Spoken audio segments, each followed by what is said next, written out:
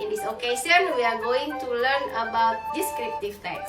Pada pertemuan kali ini, kita akan belajar tentang descriptive text.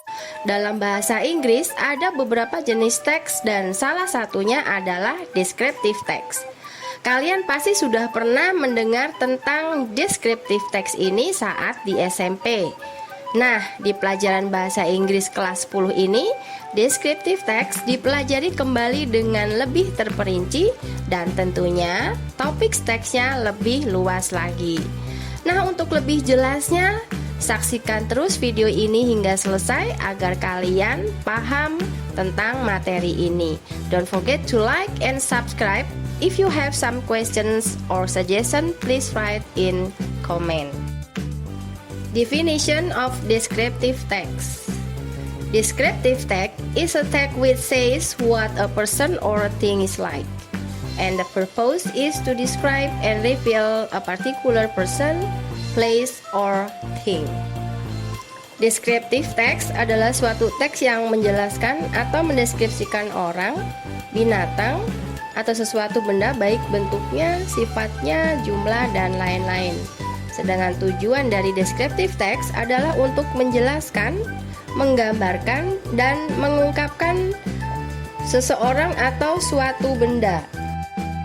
Generic structure. When writing descriptive text, there are some generic structure for our writing to be true. The arrangement is 1. Identifications that contain about the introduction of a person, place, animal, or object will be described. And the second is description. Descriptions contain a description of something such as animal, things, place, or person by describing its features, form, color, or anything related to what the writer describes. Struktur teks. Dalam menyusun teks deskripsi agar benar dan baik terdiri dari dua susunan teksnya. Yang pertama adalah identifikasi. Nah, dalam identifikasi ini biasanya berupa pendahuluan yang berisi tentang gambaran umum suatu topik atau pengenalan objek atau hal yang ingin kita deskripsikan. Nah, biasanya identification ini berada di awal paragraf. Nah, yang kedua adalah description. Dalam description, paragraf ini berisi tentang ciri-ciri khusus yang dimiliki benda, tempat, atau orang yang ingin kita deskripsikan. Ya, misalnya sifat-sifatnya, tampilan fisiknya, dan hal lain yang dituliskan dengan spesifik yang menjadi ciri khas dari benda, orang, atau hewan yang akan kita deskripsikan. Language feature. First, specific participant has an object. For example, beach, artist, food, and etc.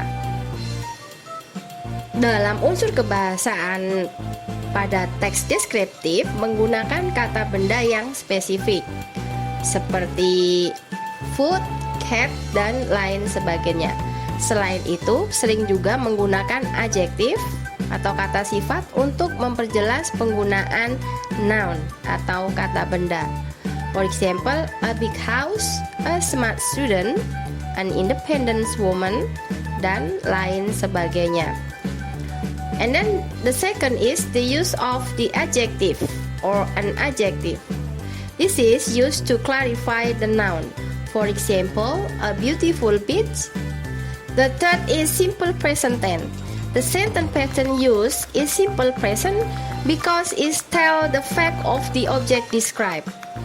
Pada teks ini menggunakan kata kerja dasar atau bentuk pertama serta menggunakan kata kerja yang dapat menunjukkan kepemilikan atau keadaan dari sebuah objek. Descriptive text menggunakan simple present tense karena jenis teks ini menceritakan sebuah fakta dari objek yang dideskripsikan. Misalnya, my office has 22 floors. Aska is pretty, dan lain sebagainya. The fourth is using action verb. That is verb that show an activity, for example, run, sleep, walk, cut, and etc. Nah, yang keempat unsur kebahasaan yang digunakan adalah action verb. Verb yang digunakan dalam teks ini adalah verb yang pertama, infinitive. Nah, berikutnya mari kita cermati contoh deskriptif teks berikut ini. Seblak is a Sundanese savory and spicy dish originating from West Java, Indonesia. Made of wet kerupuk, traditional Indonesian crackers, cooked with protein side dishes like egg, chicken, seafood, or beef in spicy sauce. Though seblak is a special culinary from Bandung, it is now become one of the most popular street food of Indonesia, especially in Bandung and Jakarta. Seblak is commonly found at restaurants, warung, and even gerobak or cart street.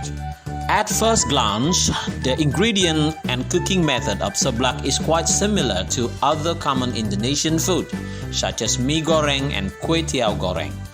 But seblak differ with chewy gelatin-like texture from the wet kerupuk and mostly quite spicy because of addition of sambal chili paste. Customer might order the degree of spiciness of the seblak priorly, although the default taste was quite hot and spicy. That's all about descriptive text I can present to you. Then I would like you to identify the structure and language feature of the text and make your own descriptive text anything you like and submit it to me. Thank you for watching. Wassalamualaikum warahmatullahi wabarakatuh. See you.